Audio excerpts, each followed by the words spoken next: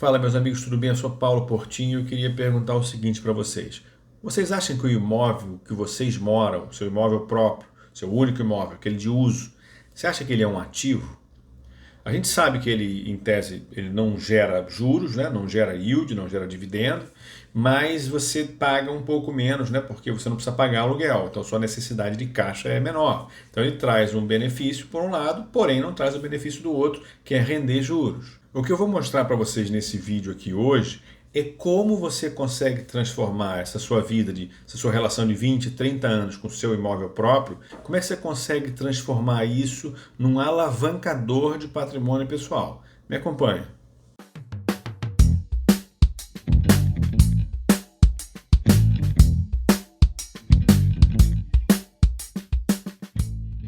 Então, pessoal, o que eu vou falar aqui para algumas pessoas não vai soar da melhor maneira possível, porque algumas pessoas acreditam e olham para o imóvel próprio como uma coisa mais associada ao sonho, aquele conforto de todos os dias que você vai passar e passar na casa. E eu respeito isso tranquilamente, nem para todo mundo isso vai servir, mas para algumas pessoas que vão conseguir entender o conceito, talvez funcione.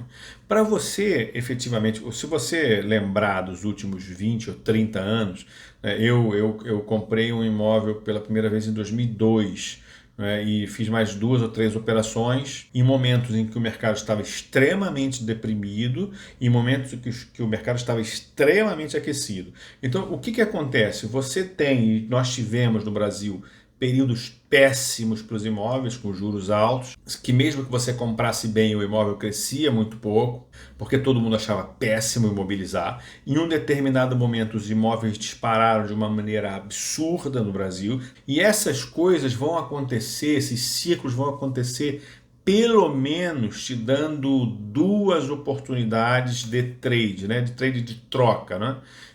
Do seu imóvel principal. Mas a visão, pessoal, o mindset, a sua cabeça, a forma como você olha para o seu imóvel tem que ser bem diferente do que a forma como a maioria dos brasileiros encara um imóvel próprio, que é aquele lugar que eu não posso vender de jeito nenhum, porque é o meu teto, né?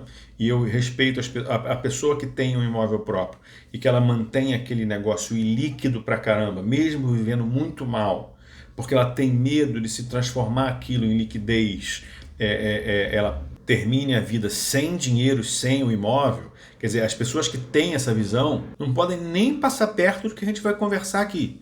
Pessoa, para fazer o que a gente vai sugerir aqui, tem que ter uma disciplina gigantesca e principalmente entender e aceitar que o imóvel em que você mora é um investimento como outro qualquer. Você só pode entrar nessa brincadeira, se você comprar muito bem. Tá? Então não adianta, se você comprou o seu primeiro imóvel em 2014, morrendo de medo que o imóvel fosse dobrar de novo de preço, você certamente entrou numa posição que dificilmente vai permitir que você faça trades para o futuro, para os próximos 15 ou 20 anos, que vão compensar essa entrada péssima, não é? Então, assim, se você quer fazer isso, você não tem um imóvel próprio hoje, você quer fazer isso que a gente vai discutir aqui, você se posicionar num imóvel próprio de forma a alavancar o seu patrimônio. Você só vai poder entrar no momento em que você realmente sentir que o mercado está extremamente barato. E você só vai sentir que o mercado está extremamente barato se você for uma pessoa que acompanha, tá, a sua região, o metro quadrado, para que assim como o seu trabalho no mercado de ações, você começa a ter um pouquinho de sensibilidade, depois de 1, 2, 3, 5 anos no mercado de ações, você começa a ter um pouquinho de sensibilidade para saber o que é caro, o que é barato, você tem que ter o mesmo feeling com o mercado de imóveis. É óbvio que não é fácil isso, mas se você entrar bem em um imóvel, se você comprar no momento em que as pessoas estão extremamente vendedoras, e esses momentos existem, você não pode olhar para esse imóvel como se ele fosse o seu sonho. Você tem que entrar num momento ruim, você tem que escolher um imóvel que tenha alguma coisa que o barateie de forma irrazoável. Por exemplo, você está num imóvel, num lugar que os imóveis todos têm 2 vagas e você encontrou esse imóvel que tem 1 vaga. Você só precisa de 1 vaga, ou você precisa de 2, você poderia alugar, e a diferença de preço é de 200 mil reais. Aí você fala, meu Deus, eu não vou pagar 200 mil reais a mais por 1 vaga. Esses pequenos detalhes, você vê, já aconteceu comigo isso pessoalmente, né? A diferença de preço entre o imóvel do 2º para o 4º andar era de 25%, né? Aí o que acontece? Na hora que você Na hora que você está comprando, tá, que está todo mundo desesperado para vender, os caras vão te dar muitos descontos por essas coisas. E as pessoas que têm imóveis com problemas de liquidez, né, pequenos problemas de liquidez, essas pessoas elas vão baixar mais ainda o preço. Né? Se você conseguir entender, comprar inclusive de pessoas que estão em final de inventário, etc., melhor ainda, porque normalmente são 5, 6 pessoas vendendo, às vezes 10 pessoas vendendo, que se cair 10%, cada uma vai receber, sei lá, 20 mil reais a menos, ou 5 ou 10 mil reais a menos, e não faz muita diferença para elas. Então esse é o ponto. Na hora que você estiver fazendo a sua compra, você também não pode, mesmo que o mercado esteja num péssimo momento, você também não pode fazer a compra do imóvel dos sonhos. Porque a compra do imóvel dos sonhos ela não vai te dar aquele gapzinho de 25% a 30% que você conseguiria por um imóvel que tem alguma imperfeição, alguma coisinha que não seja relacionada com o imóvel dos seus sonhos. Tá? Por isso que eu te falei, isso não é para uma pessoa, né, que quer comprar um terreno, e já devem ter passado por isso, ou pessoalmente ou com algum amigo, né, que a pessoa monta uma casa e cada micro detalhe que ela achava que ia gastar 10 mil, ela gasta 20, porque, eu não vou gastar 10 porque eu vou passar a minha vida inteira aqui, eu vou gastar 20. Eu não vou gastar 50 mil aqui, eu vou gastar 150 porque eu vou passar a minha vida inteira aqui. Quer dizer, quando a pessoa tem essa visão, ela já pega uma casa e transforma aquela casa no que a gente chama de um elefante branco. Você vai investir 2 milhões de reais e vai vender por 1. Se você tem dúvida do que eu estou falando, por curiosidade, um dia tenta procurar casas para vender em Ibiúna, em Cabo Frio, Arraial do Cabo, quer dizer, tenta procurar casas para vender ali e começa a olhar aquela pessoa que está apertada e começa a olhar, puxa, esse cara está vendendo essa casa por 500 mil reais, só aquela área ali da churrasqueira ele construiu, gastou 200 mil.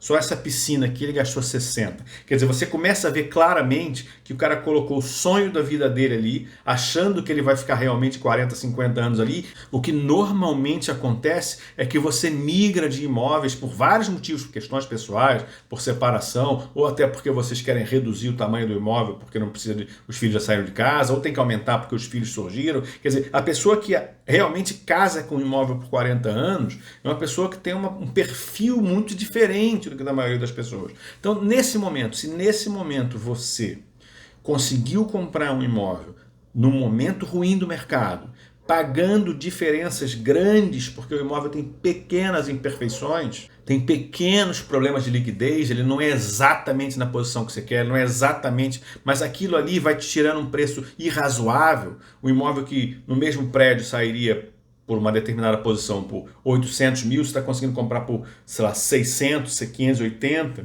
e aquela diferença de posição não compensa esse desconto todo. Se você se posicionar nesse imóvel, você se posiciona numa posição excelente para que no futuro, quando tiver o próximo boom imobiliário, você consiga dar de fato a alavancada que você conseguiria dar. E qual é o motivo? Que na hora do boom imobiliário, quem morava no Rio de Janeiro na época deve lembrar, o Rio de Janeiro tem umas regiões que assim, o pessoal de mais elite lá da Zona Sul, Ipanema, Leblon, etc., nunca se interessou por morar. Que Catete, Largo do Machado, etc. Durante o boom imobiliário do Rio de Janeiro, as pessoas estavam jogando panfleto para comprar os imóveis de primeiro andar do Largo do Machado, entendeu? Que é uma área que tem pivete aos montes. Se bem que no Rio isso é razoavelmente comum. Na época do boom, a pessoa tem tanto medo de não conseguir alguma coisa que ela aceita todas as imperfeições que você torce o nariz quando o mercado está vendedor e você está lá poderoso, comprando. Você, não, você não quer, não, isso não é para mim, não. Quando você é too picky, né? Muito seletivo, tudo aquilo que você não quer saber, na época que o mercado está muito comprador, está todo mundo desesperado para comprar um imóvel, as pessoas esquecem isso. Não, eu vou morar num apartamento horroroso aqui em Ipanema, vou morar num apartamento velho aqui no Catete, e eu tenho que comprar agora, porque senão ele vai dobrar de preço daqui a 2 anos. Então as pessoas aceitam coisas que elas não aceitariam 10 anos antes. Então essa é a lógica. Quando eu te falei para naquele momento você pegar um imóvel que tem alguma imperfeiçãozinha que para você não causa nenhum transtorno, mas que pode reduzir o preço em 25% a 30%, compra. Porque na hora que você for de fato vender, que eu vou te dizer qual seria um dos um dos ganchos para você fazer a venda, na hora que você for de fato vender, as pessoas não vão se preocupar com essa porcaria dessa imperfeição, porque elas vão estar compradoras, elas vão querer entrar rápido, elas vão querer decidir rápido, porque elas têm medo do que todo mundo tem medo no mercado de ações quando está subindo também, é de se você não comprar, o negócio subiu de 50 para 100, você tem medo de não comprar 100 e a 150, não é verdade? Não é muito diferente quando você está num momento de boom imobiliário. O que vai indicar para você se você deve ou não vender, é o que eu te falo, você precisa sempre, de certa maneira, estar ligado ao mercado de imóveis. Curtir, saber quais são as realidades, tá certo? Até porque, eventualmente, você pode, mesmo com o mercado andando de lado, sua família pode ter mudado e você pode querer efetivamente mudar de apartamento. Com o mercado andando de lado, você pode sair do seu e fazer um outro bom negócio também, entendeu? Com o mercado disparando, você normalmente vende e sai e fica sem comprar nada. Mas o ponto é assim, se você olhar para a realidade dos aluguéis, né? E você olhar para o que você conseguiria fazer com aquela liquidez, vamos dar um exemplo, você tem um imóvel de 1 milhão, isso é uma coisa que aconteceu no Rio demais, né? Um monte de gente que não tem renda, né? Pessoal que é herdeiro, etc., com renda baixa, em bairros de alto nível, começou a ter apartamentos de 1 milhão e meio, 2 milhões, apartamentos que assim, totalmente caindo aos pedaços. Aí o cara ficava milionário, ficava rico num imóvel que talvez ele tenha comprado em 95 por 100 mil reais, por 80 mil reais, ou antes disso, ou recebeu de herança. Aconteceu demais no Rio de Janeiro, né? Então você vai olhar para esse imóvel e você vai verificar se ele está irracional do ponto de vista financeiro.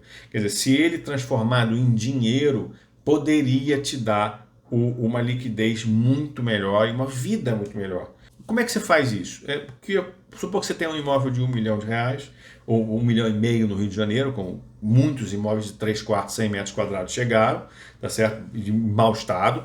1 milhão e meio de reais, você conseguiria, na época, 2014, 2015, talvez 0,6%, 0,7% investido em fundo de investimento imobiliário. Por que fundo de investimento imobiliário? Porque você vai sair do mercado de imóveis e vai continuar em mercado de imóveis, quer dizer, o risco do ativo é o mesmo. Só que você teria 9 mil reais líquido de imposto de renda líquido para você utilizar, além de ter 1 milhão e meio de reais no banco. Se esses 9 mil reais, se for possível você pagar para morar no mesmo local, 3 ou 3.500 reais, isso pode ser um indicativo de que aquele apartamento vendido vai fazer um trabalho melhor para o seu dinheiro do que ele imobilizado. Mas a diferença tem que ser expressiva, tá certo? Não pode ser uma diferença pequena. Você vai vender o seu apartamento de 1 milhão e meio para pegar 9 mil por mês e alugar um apartamento igual por 7, 8, então não faz sentido. Se você estiver posicionando a sua vida, seu relacionamento com o seu imóvel pessoal,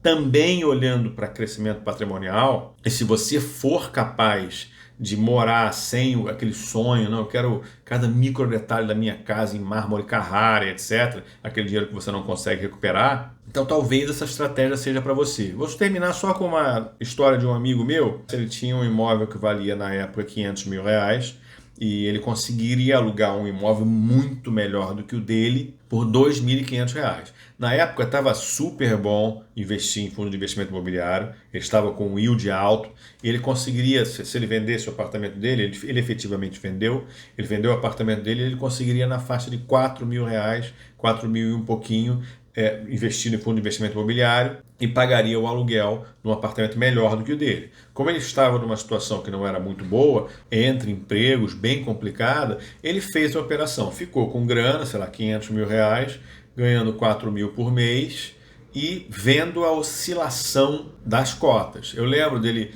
toda hora falar comigo, caramba, subiu 2 mil, subiu 3 mil, subiu 5 mil, quer dizer, o cara talvez tivesse 500 mil, ele chegou a bater 515 mil, estava se sentindo extremamente confortável.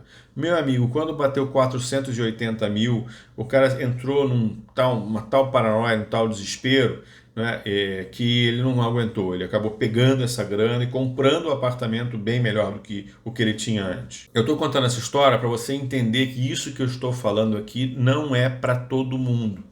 A pessoa precisa realmente respirar a lógica financeira. Ele precisa gostar de estar num imóvel que tem potencial para alavancar o patrimônio dele. Ele não pode chegar depois de 10 anos esperando o imóvel subiu 7, 8 vezes, está num preço completamente irracional e ele ter pena de vender. Então, o que eu estou falando funciona. Muito bem, muita gente faz isso. O problema é que não é para todo mundo, mas é possível.